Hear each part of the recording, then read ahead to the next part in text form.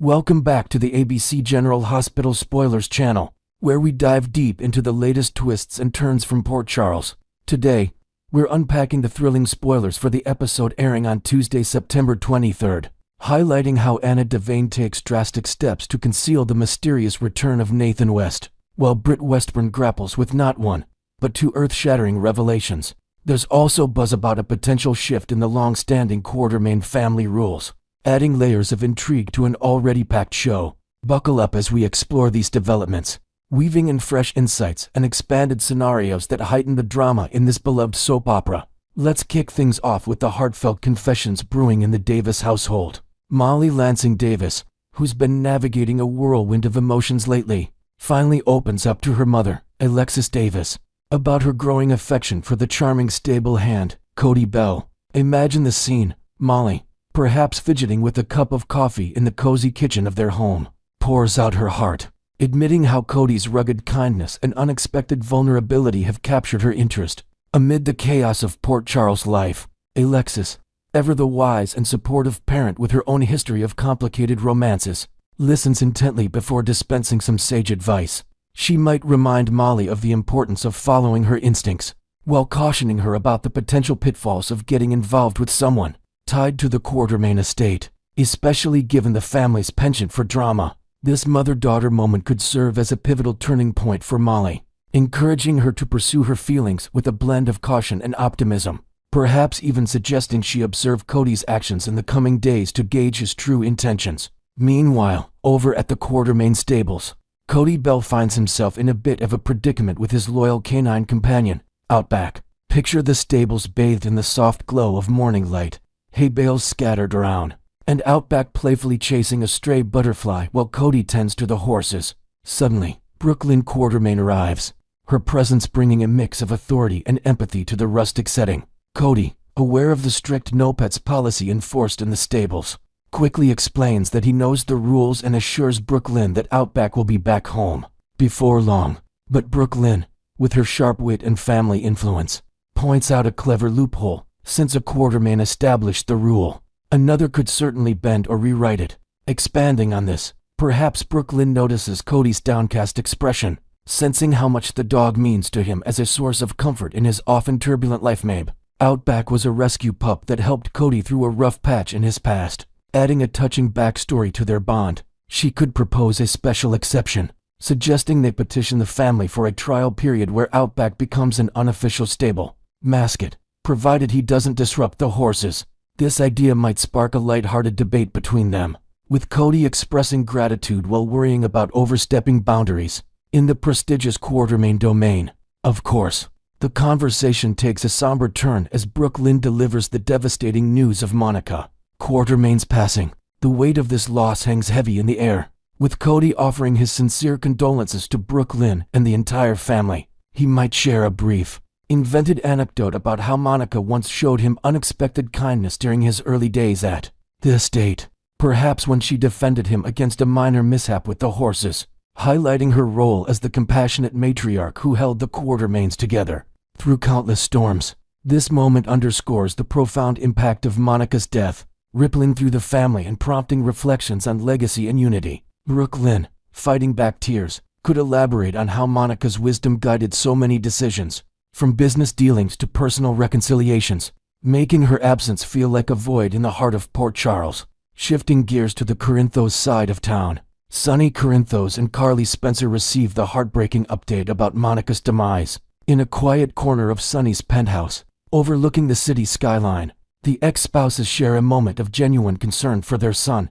Michael Corinthos, who's deeply embedded in the Quartermaine world, and Jason Morgan, whose ties to the family run equally deep, with their history of brutal honesty, no sugarcoating or deceptions between them. Sonny and Carly delve into an open dialogue about the pain of such losses. Sonny might recall his own fraught interactions with the Quartermaines, from business rivalries to personal vendettas, while Carly reflects on her evolving role as a bridge between the families, especially through her children. They could invent a new layer here, discussing how Monica's passing might force Michael to step up in unexpected ways, perhaps inheriting more responsibilities at ELQ, or how Jason's protective instincts will kick in to shield the family from external threats. During this vulnerable time, This conversation reinforces their unbreakable bond, even in separation, as they acknowledge the complicated web of relationships that define Port Charles, blending grief with a resolve to support their loved ones through the turmoil. At General Hospital itself, the tension skyrockets as Anna Devane confronts a stunning development. A patient wheeled in after a severe car accident bears an uncanny resemblance to the long-presumed dead Nathan West. The emergency room buzzes with urgency doctors rushing, monitors beeping as Anna reels from the site, her mind racing through possibilities. Determined to maintain control, she insists on absolute secrecy until they unravel the truth, warning key players like Dante Falconeri, Elizabeth Baldwin, and Lucas Jones to keep everything under wraps. Expanding the scene, perhaps Anna draws on her spy background, recalling covert operations from her past that taught her the value of discretion. In high-stakes situations, the group huddles in a dimly lit consultation room, whispering theories. Could this truly be Nathan, miraculously alive? They ponder the improbability, especially in light of Britt Westburn's recent resurrection from the dead, which shook the town and proved that in Port Charles, no one stays gone forever. Anna's instincts lead her to suspect the infamous Caesar Faison, the mastermind villain whose schemes have haunted her for years. She might launch a discreet investigation, perhaps poring over old files in a hidden corner of the hospital, or making encrypted calls to old contacts, uncovering clues like falsified death records or shadowy experiments that could explain Nathan's survival. This plot thread adds a thrilling espionage element, heightening the mystery and setting the stage for explosive revelations. Finally, Britt Westburn's world gets rocked by a double dose of surprises. First, an unexpected knock at her door reveals Lulu Spencer, who arrives with an olive branch extended for the sake of their shared connection. To young Rocco Falconeri, envision Britt's sleek apartment, cluttered with medical journals and personal mementos.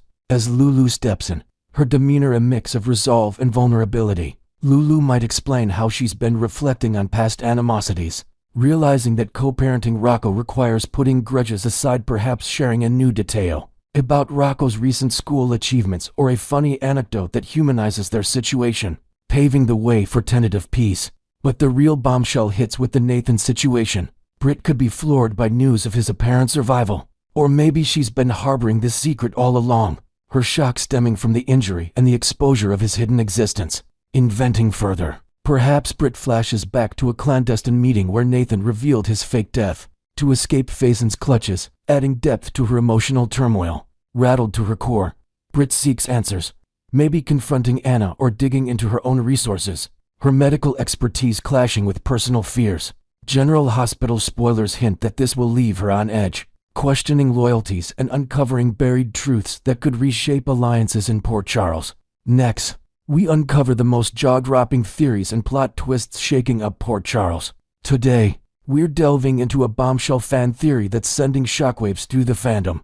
Could the seemingly innocent Willow Tate be the shadowy figure, orchestrating the brutal shooting of Drew Kane? With her life spiraling out of control amid a messy divorce from Michael Corinthos, the heartbreaking loss of custody over Wiley and Amelia Corinthos, and a scandalous affair with Drew himself, Willow's mounting desperation paints her as a prime suspect in this calculated attack. As investigators like Anna Devane and the Port Charles Police Department peel back the layers, we explore whether Willow's secrets will come crashing down or if she's merely a pawn in a far more sinister game, complete with fresh speculations and expanded scenarios that amplify the intrigue in this gripping saga. The theory igniting heated debates among fans centers on Willow's crumbling world, which has left her teetering on the edge of desperation and possibly revenge. Picture Willow, once the epitome of grace and morality in Port Charles, now isolated in her modest apartment, surrounded by scattered legal documents and faded family photos that serve as constant reminders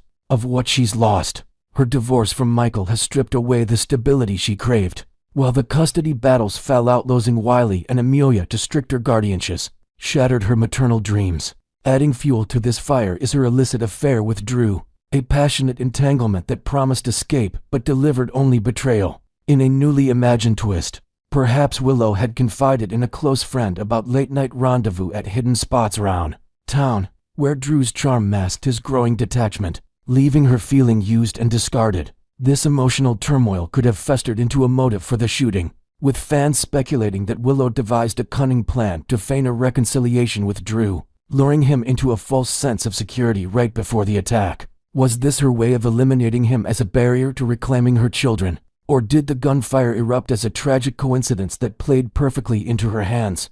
The timing raises suspicions, suggesting she might have anticipated the chaos to position herself as the grieving ex-lover, all while secretly pulling strings from the shadows. Delving deeper into Willow's potential role, it's clear that her grudge against Drew runs deeper than surface-level heartbreak, fueled by his aggressive actions that further alienated her from her support network. Recall how Drew slapped restraining orders on Alexis Davis, Christina Corinthos Davis, and Molly Lansing Davis, barring them from any contact with his daughter. Emily Scout Kane, a move that not only isolated Scout, but also painted Drew as a controlling force in Willow's eyes. Expanding on this, imagine Willow overhearing heated arguments at the Quartermaine mansion, where Drew's decisions echoed through the halls, reinforcing her view of him as an insurmountable obstacle to her family's reunion.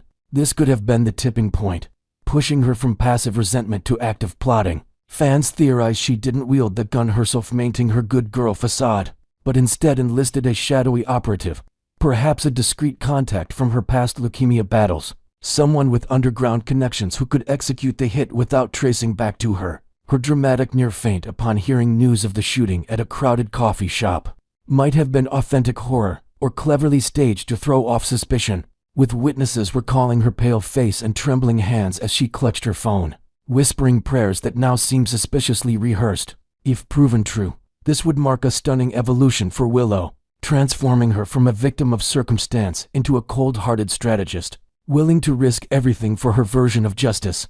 Yet, orchestrating such a bold assault would represent a seismic shift from Willow's traditionally whole, some persona, hinting at hidden depths of cunning that have been simmering beneath the surface. Lately, her demeanor, round-town nervous glances over her shoulder during walks in the park or abrupt silences in conversations, as an unraveling psyche burdened by guilt. But what if it's all a facade masking a meticulously crafted scheme, inventing a fresh layer? Perhaps Willow has been journaling her darkest thoughts in a hidden diary, entries detailing fantasies of a life without Drew's interference, which could become damning evidence if discovered, aligning with enigmatic figures like Jan Sidwell, whose entanglements in the deception cosmetics empire bring a web of deceit. Might provide the perfect cover, especially if eliminating Drew paves the way for Willow to seize control in custody matters, maybe even inheriting stakes in family businesses as an indirect beneficiary. Alternatively, she could have turned to her biological mother, Nina Reeves, whose own simmering vendetta against Drew stems from professional betrayals and personal slights, though their relationship appears fractured on the surface, marked by tense encounters at local events. Theory crafters wonder if they've secretly reconciled in the shadows, bonding over shared grudges to plot his downfall. Nina's resources, from media influence to shadowy allies, could have facilitated the attack, with Willow providing insider details on Drew's routines, like his early morning jogs along the harbor, setting the stage for the perfect ambush. Of course, the suspect pool in Port Charles is vast, with other heavyweights like Curtis Ashford and Sonny Corinthos drawing scrutiny that might shield Willow's involvement for now. Curtis, with his private investigator background and motives tied to business rivalries, could be framing Willow to divert attention from his own schemes, perhaps using planted evidence like anonymous tips to the PCPD. Sonny, ever the mobster with a finger in every pie, might have ordered the hit as retaliation for Drew's encroachments in Corinthos territory, his alibi solidified by loyal associates. In an expanded scenario, envision a clandestine meeting in a dimly lit warehouse where these players intersect, whispers of alliances and betrayals adding complexity. Willow's name lingers as the wild card, her seemingly innocuous presence at key events making her the ideal hidden puppet master. If she's truly the architect, the ongoing probe by Anna Devane and the PCPD could crack her carefully constructed alibi, perhaps through digital footprints like suspicious searches on hired assassins, or unexplained bank withdrawals. A heartfelt confession to Nina or Michael, driven by a moment of weakness during a rainy night confrontation, might preserve her bond with her children but seal her fate behind bars, forcing her to choose between family and freedom. On the flip side, if Willow is innocent and merely a scapegoat, the real culprit, be it Sidwell seeking to eliminate competition, or even Drew staging his own shooting, for sympathy and legal battle schooled, exploit her vulnerabilities to deepen the frame. Her frantic pursuit of guardianship over Scout, filing petitions in the courthouse with terror-streaked determination, might ultimately vindicate her, uncovering forged documents or witness testimonies that point elsewhere. Fans are buzzing with excitement over this dichotomy. Is Willow emerging as a ruthless schemer, capable of masterminding chaos, or a tragic figure ensnared in someone else's web? Online forums light up with debates, some praising her potential villain arc as a refreshing twist, while others defend her as a misunderstood mother fighting for her world. As the investigation intensifies, will her buried secrets drag her under, or will the truth liberate her from suspicion? The drama in Port Charles never ceases, and this theory keeps us on the edge of our seats. Next, we dissect the most electrifying reunions and supernatural twists keeping Port Charles on edge. Today, we're exploring the mind-blowing revelation that young James West is set to come face to face with his father, Nathan West, who's shockingly returned from the dead, sparking a whirlwind of confusion and emotional upheaval for the boy and his circle. As this long-awaited father-son encounter unfolds, we'll dive into the potential chaos, inventive scenarios, and heartfelt dynamics that could redefine family bonds.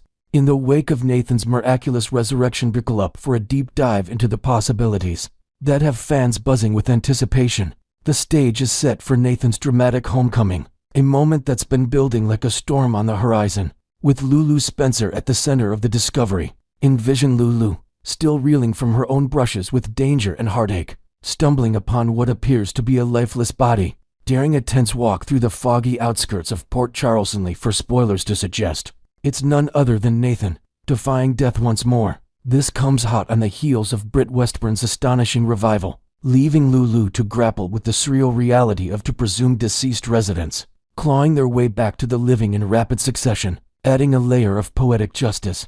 Perhaps this twist serves as a karmic echo for Lulu's past conflicts, like her heated clashes with Brooklyn Quartermaine over family loyalties and betrayals that once tore alliances apart.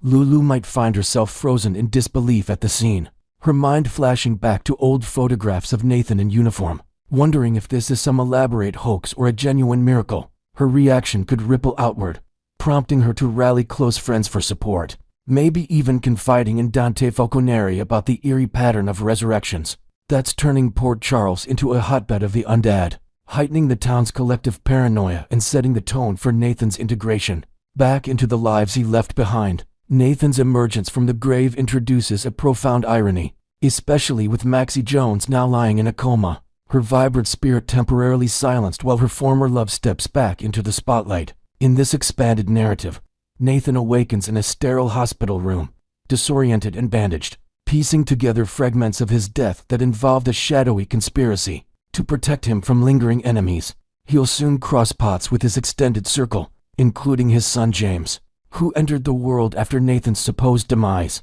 Growing up on tales of his father's bravery spun by doting relatives, James has been raised viewing Nathan as an untouchable hero, a valiant detective who sacrificed everything for justice, perhaps through bedtime stories illustrated with old badges and commendations kept in a cherished family album. The sudden revelation of Nathan's survival could overwhelm the young boy, leading to a mix of awe and bewilderment as he tries to reconcile the mythic figure from stories with the flesh and blood man standing before him. With Maxie unavailable to guide him through this, James's guardians will need to tread carefully, offering extra reassurance during quiet moments at home, like drawing pictures together to express his swirling emotions, or arranging gentle playdates to ease the transition, ensuring his innocent world isn't shattered by the abrupt upheaval. The storyline opens up intriguing paths for how this reunion might play out, with the show teasing multiple directions that could either warm hearts or ignite conflicts. One possibility sees James instantly latching onto Nathan,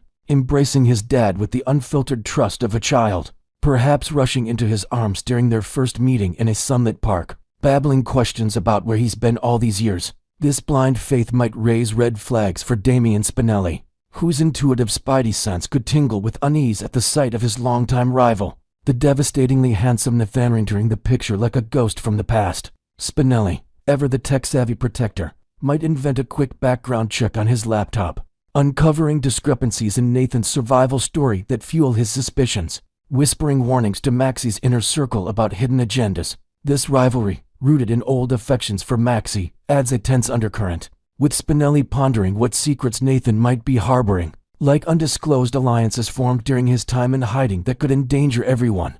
James's growing attachment to his uncle Cody Bell introduces another protective dynamic, potentially mirroring the boy's quick bond with Nathan and stirring up cautionary instincts.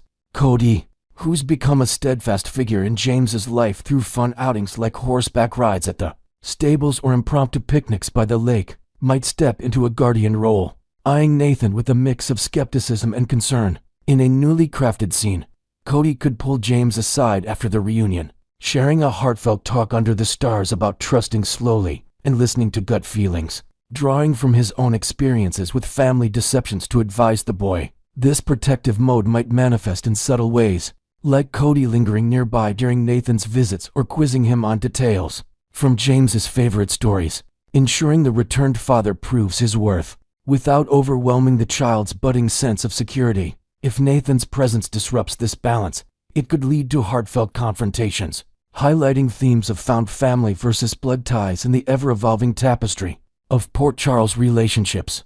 Conversely, if there's an unsettling vibe surrounding Nathan, perhaps a subtle change in his mannerisms, or cryptic comments that hint at a darker transformation during his absence, James himself might pick up on it, turning the reunion into a source of turmoil. Imagine James, with his child's intuition sharpened by the stories of heroes and villains he's heard, noticing inconsistencies like Nathan forgetting a key family anecdote, or displaying an uncharacteristic coldness during a game of catch. This could escalate into chaotic family drama, with James confiding his doubts to trusted adults, sparking investigations that unearth buried truths about Nathan's death, involving experimental procedures or enemy brainwashing. Juicy spoilers from ABC General Hospital promise shocking developments for Nathan's loved ones, suggesting revelations like concealed motives or unexpected alliances that could fracture trusts and ignite explosive confrontations. As this undead saga continues to unfold, the emotional stakes for James and his family promise to deliver unforgettable moments of joy,